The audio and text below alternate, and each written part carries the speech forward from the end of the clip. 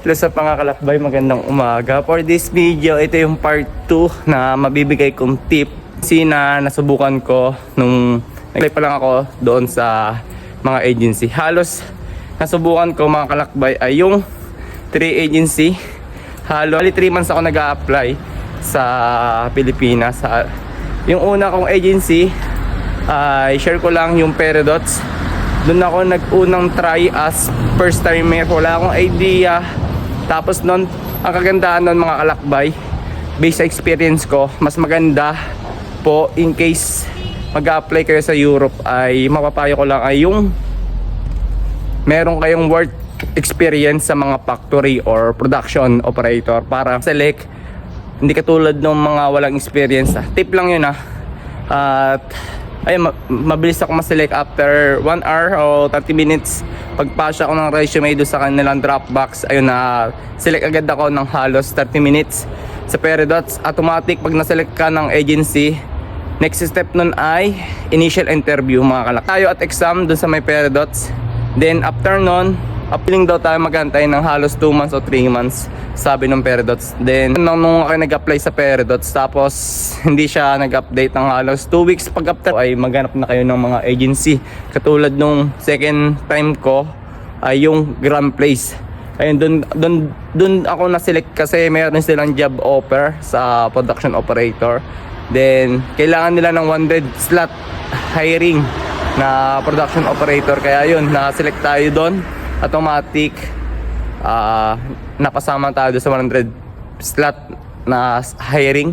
Pero biglang dagsa yung yung applicant na nag-apply papuntang Europe. Halos 300 kami noon.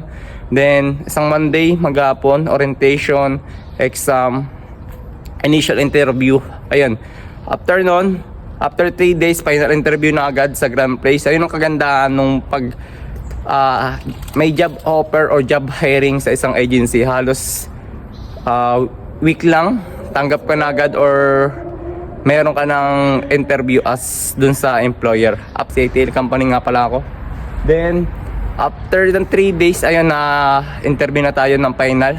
Then after bago kami nagka-result na pasado kami dun sa interviewer namin, doon sa employer namin dito sa CATL, after 1 month Kaya talaga tip lang sa mga nag-a-apply, sobrang pagsubok din, pagtitiyaga, pag-iintay sa bawat update ng agency, kasi hindi talaga biro yung update dito sa agency or sa Europe. Kung gusto mong mabilis, tip ko lang din, may dalawang hawak si Grand Place na bansa, Europe at Taiwan. Sa Taiwan, halos 1 month lang yung process, makakalipad ka na or makakalis ka na ng sa bansa natin. Then ayun, balik tayo sa kwento. After 1 month, nag-update si Place na pasado tayo. Ayun yung next step natin as yung medical. Ayun lang yung binayaran namin sa agency. Wala kaming binayaran kundi medical lang. Halos magkano lang yung 3,600 for medical. Pero yung placement fee, wala tayong babayaran doon. After nun, nung medical na yun, nakapasa tayo. March, ayun doon tayo nag-medical.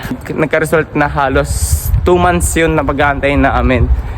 Nagka-result siya as okay, clear na tayo.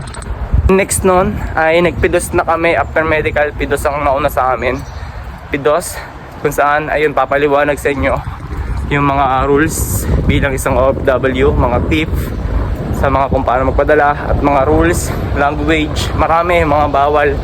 Doon kayo marami matututunan sa pidos na yan. After pidos, 1 buwan ulit. Tapos 1 buwan ulit kami nag-antay. After ng 1 buwan, ayun, nagkaroon na kami ng visa appearance sa Manila. Okay, happy Monday. Then after nun, tinatawag kami ng agency for final briefing na agad. After final briefing, ayun, saan lipad na kami agad. 2 agency lang yung nasubukan ko, bali 3 yung isa via email. Peredots number 1 na yung ako sinubukan, pangalawa yung Grand Place, yung pangatlo doon sa may Alabang, yung ESI ba yun, mga kalakbay, makikita sa screen yung mga agency na nasubukan ko. Kaya yun lang for this video. Thank you Stiwala. Kaya ikaw, patuloy lang, patungong-tungong pa. Ingat.